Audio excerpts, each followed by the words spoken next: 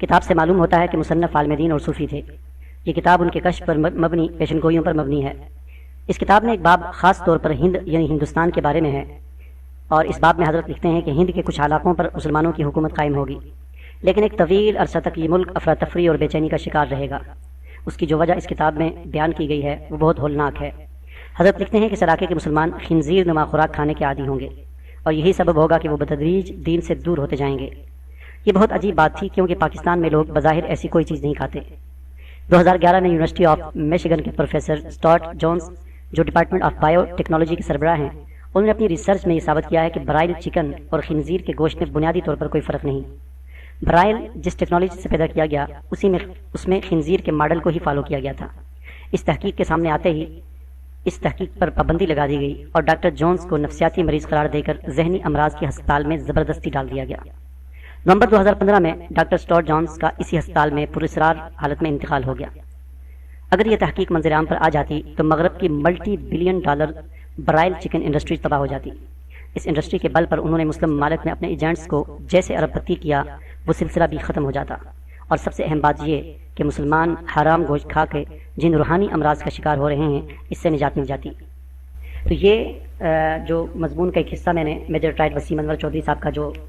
Daily اوصاف سمیت مختلف اخبارات میں اور خاص طور پر سوشل میڈیا پر یہ شائع ہوا ہے، یہ میں نے آپ کے سامنے پڑھا، تو یہ بڑا عجیب انکشاف ہے۔ اور یہ برائل چکن کے حوالے سے پہلے بھی جو ہے محققین کو اور ریسرچر جو ہیں ان کو تحفظات تھے، اور ویسے بھی طبی لحاظ سے بھی برائل چکن جو ہے انتہائی نقصان دہ ہے۔ ایک حدیث میں آتا ہے کہ دیسی مرغی جسے ہم کہتے ہیں، اس کے بارے میں بھی برائل چکن تو ابھی آئی ہے، دیسی مرغی تو پہلے سے ہے، یہ حضور صلی اللہ علیہ وسلم کے زمانے میں بھی تھی۔ اور ایک حدیث ہے جس کا مفہوم یہ ہے کہ جس میں بتایا گیا ہے کہ جب بھی تم نے یعنی مرغی کھانی ہو، پالتو مرغی جو گھر میں رکھی ہوئی ہے، تو اس کو بھی کھانے سے 1-2 دن پہلے، ذبح کرنے سے 1-2 دن پہلے اس کو باندھ کے رکھو۔ اور اس میں حکمت یہ بتائی گئی ہے، اس کی حکمت یہ ہے کہ مرغی ویسے عام طور پر یعنی ہر قسم کی چیزیں کھاتی ہے، کیڑے بھی کھا لیتی ہے، گندی نالی سے گند بھی کھاتی رہتی ہے، تو اگر اسی وقت اسی طرح اگر آپ اس کو پکڑ کر ذبح کرو گے تو وہ گند جو اس نے کھایا ہوا ہے اس کے اثرات اس گوشت میں ہوں گے۔ تو اس کو اس لیے حدیث میں یہ تاکید کی گئی ہے کہ مرغی کو 3 دن تک باندھ کے رکھو، یعنی اس کو باندھ کے رکھو، وہ اپنی مرضی سے کچھ نہ کھائے، اسے خود پاک غذا جو ہے گندم یا جو بھی صاف ستھری غذا اس کو کھلاؤ 3 دن تک، تاکہ وہ گند جو اس نے کھایا وہ ختم ہو جائے اس کے اندر 3 دن میں، اور اس کے بعد اس کو ذبح کر کے کھاؤ۔ تو اس اعتبار سے اگر دیکھا جائے تو یہ برائل چکن جو ہے، فارمی مرغی جسے ہم کہتے ہیں، ان کو جو فیڈ کھلائی جاتی ہے، یہ تو ایک عام سی بات ہے کہ یہ فیڈ جو ہے یہ ہمارے شہروں میں جو کسائی خانے ہوتے ہیں، بڑے بڑے مذبح خانے ہوتے ہیں جہاں پر پورے شہر کے لیے جانور ذبح ہوتے ہیں، تو وہ جانوروں کا جو خون ہوتا ہے، جو وہ خون ضائع نہیں کیا جاتا بلکہ اس خون کو اکٹھا کر کے فروخت کیا جاتا ہے۔ ظاہر ہے ذبح کرنے کے بعد جب جانور کو ذبح کیا جاتا ہے، خون کچھ دیر کے بعد جم جاتا ہے، وہ تو اس کو پھر اکٹھا کر کے بیچا جاتا ہے۔ اور یہ جو مرغی خانے ہوتے ہیں جہاں پر فارمی مرغیاں جو ہیں یہ پالی جاتی ہیں، وہاں پر پھر اس جمے ہوئے اس حرام خون سے اس میں کچھ اور چیزیں، کچھ کیمیکلز بھی ہوتے ہیں، کچھ اور اس طرح کی گندی چیزیں جو ہیں وہ حرام چیزیں اس میں ملا کر، اور اسی طرح مردہ مرغیوں کا گوشت، مردہ جانوروں کا گوشت، یہ ساری چیزیں مکس کر کے ان کی فیڈ تیار کی جاتی ہے، خوراک تیار کی جاتی ہے، اور یہی خوراک ان فارمی مرغیوں کو کھلائی جاتی ہے۔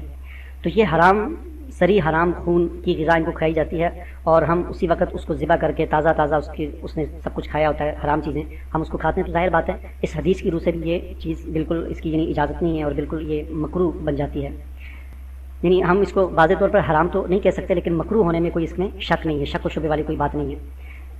ایک عام دیسی مرغی اگر مکروہ ہو جاتی ہے، جس کے بارے میں حضور نے تاکید کی کہ اس کو باندھا جائے 3 دن تک، اور اس کو پاک صاف غذا کھلائی جائے، تو یہ فارمی مرغی تو خود، جبکہ پھر اس کے علاوہ اس برائل چکن کے جو دیگر نقصانات ہیں، ان نقصانات میں سے ایک نقصان یہ ہے کہ جن گھروں میں برائل چکن بہت زیادہ کھایا جاتا ہے، تو ان گھروں میں جو بچے ہوتے ہیں وہ 8-9 سال کی عمر میں بالغ ہو جاتے ہیں، یعنی بچے کو تو 14-15 سال کی عمر میں بالغ ہونا چاہیے، لیکن مسلسل یہ برائل چکن کھانے کی وجہ سے بچے 9 سال کی عمر میں، 10 سال کی عمر میں، 8 سال کی عمر میں بالغ ہو جاتے ہیں۔ تو یہ ایک بہت بڑا نقصان ہے۔ اس کے علاوہ بھی اگر آپ گوگل میں سرچ کریں برائل چکن کے نقصانات، تو بے شمار نقصانات ہیں۔ اب یہ جو ریسرچ آئی ہے پروفیسر اسٹارٹ جونز کی، جس میں انہوں نے یہ انکشاف کیا ہے کہ یہ برائل چکن جو ہے یہ اس کا جو فارمولا ہے بنیادی طور پر جو ہے وہ جس ٹیکنالوجی سے اس کو بنایا گیا ہے وہ خنزیر کے ماڈل کو فالو کر کے بنایا گیا، چونکہ فارمی خنزیر جو ہیں وہ بھی دنیا میں بنائے جاتے ہیں، سفید رنگ کے وہ ہوتے ہیں عام طور پر، اور جنگلی بھی ہوتے ہیں۔ تو انہوں نے یہ انکشاف کیا، پھر ان کو گرفتار کر لیا گیا، پاگل قرار دے کر اسپتال میں داخل کر دیا گیا پاگلوں کے، پھر اس کو پرشرار طور پر ان کی ہلاکت بھی وہاں پر ہو گئی، اور اس طرح اس تحقیق کو دبا دیا گیا۔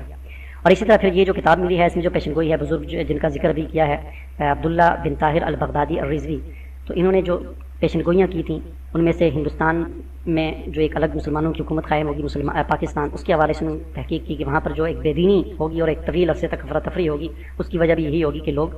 خنزیر نما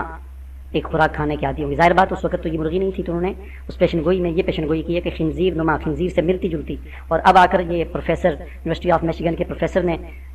اس بات کو یہ مطلب انہوں نے کہہ دیا کہ یہ برائل چکن جو ہے یہ خنزیر نما ہے اور خنزیر کی طرح اس کا جو ہے فارمولہ ہے. یہ بڑی ہمارے لیے ایک عجیب بات ہے. تو اس میں ہمیں ویسے بھی احتیاط کرنی چاہیے. جیسا کہ میں نے کہا کہ فارم برائل چکن جو ہے ان کی فیڈ جو ہوتی ہے، ان کی خوراک جو ہے وہ تو صاف طور پر قطعی طور پر حرام چیزوں سے تیار کی جاتی ہے اور وہ ان کو کھلائی جاتی ہے، اور وہ اسی وقت ہم تازہ اس کو ذبح کر کے کھاتے ہیں. تو یہ بھی اس اعتبار سے یہ غلط بات ہے. تو اللہ تعالیٰ سے دعا ہے کہ اللہ تعالیٰ ہماری حرام سے حفاظت فرمائے.